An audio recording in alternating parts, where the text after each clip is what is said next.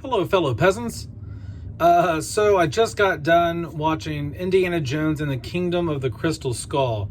This film came out in 2008. I remember when it came out, I went and saw this movie in theaters, and I thought it was okay. I thought it was a decent movie. There are some major flaws in this film that a lot of Indiana Jones fans don't like.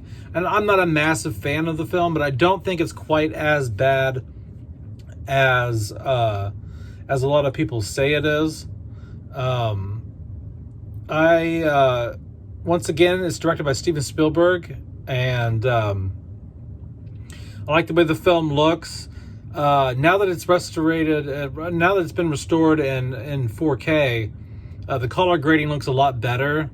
I remember like the original look of the film, the color grading they did had this weird, super shiny, glowy look. There's a bit of that still, but that's just some of the style they did to make it look vintage, old 1950s, whatever. Give it that magical look. But a lot of that sheen that was on it is gone now, and it looks way more like an Indiana Jones film in 4K. The colors are more muted. It's not as bright and colorful, and it just looks a little bit grittier on this transfer. I really enjoy the film for the most part. The parts I don't really care for is the monkey swinging scene. I don't like the scene. It's also kind of the same scene, but the Jeep chase through the jungle, which ends up being where he swings with the monkeys to catch up at the end to kick the bad chick in the face.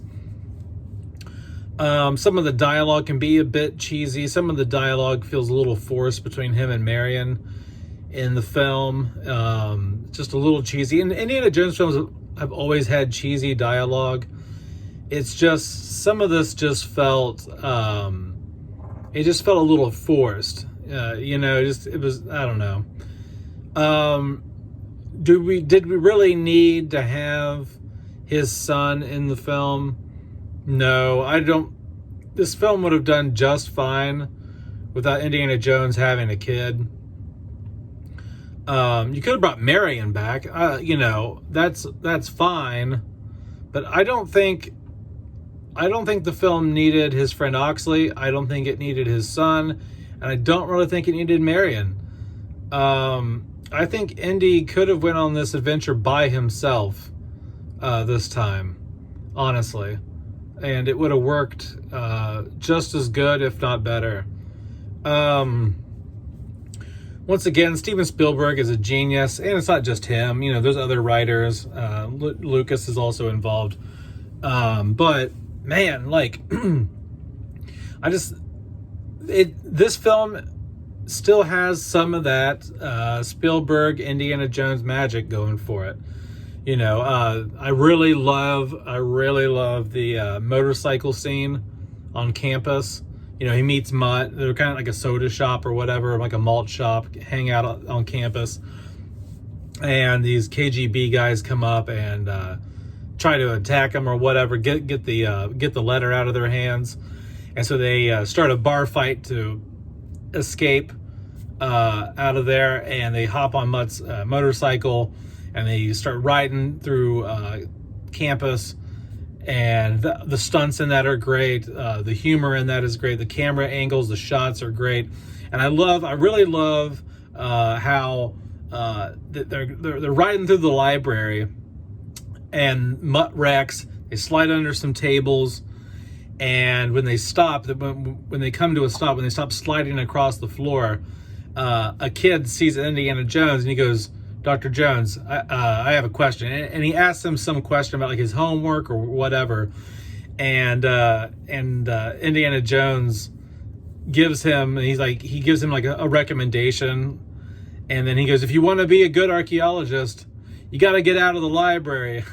So it's just really funny. Like he plays the part of the teacher a couple times in the film in really funny spots. The humor is spot on, and in this film, I think, for the most part, except for the times that it tries to overdo the relationship between Indiana Jones and Marion. The villains in this film, I think the villains work. The villains work in this film.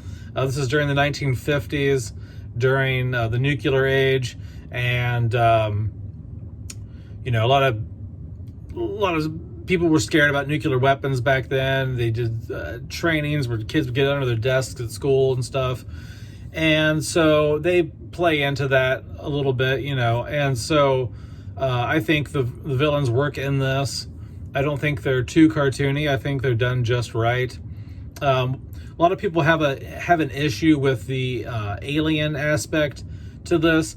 Now, I never had an issue with going into this film. As soon as they said, as soon as I saw the title, Indiana Jones and the Kingdom of the Crystal Skull, I already knew what the film was going to be about. I knew that meant extraterrestrials. I knew that meant aliens, because I had heard of that legend and folklore before. I went to school. I graduated college. I have a bachelor's degree in archaeology, so I'm into that kind of stuff. Not so much anymore, but I used to be really into studying that type of stuff and learning about that kind of stuff. And so I wasn't shocked hearing about that legend, because some people went into the movie theaters and they went into the movie theaters to watch this, and then they're like, oh, this is about fucking aliens. And they were like super let down. And it's like, yeah, I mean, but I don't know. I knew what I was getting into just from the title. Evidently, no one else had heard about crystal skulls.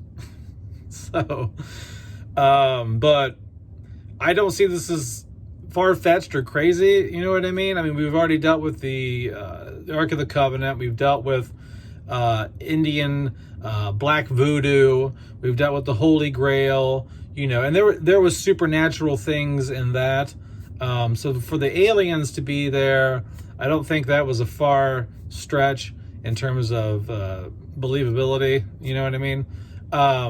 All the Indiana Jones movies push the boundaries of what people believe or don't believe in, or whatever, with the treasure they're looking for, or whatever the legend is behind what they're looking for.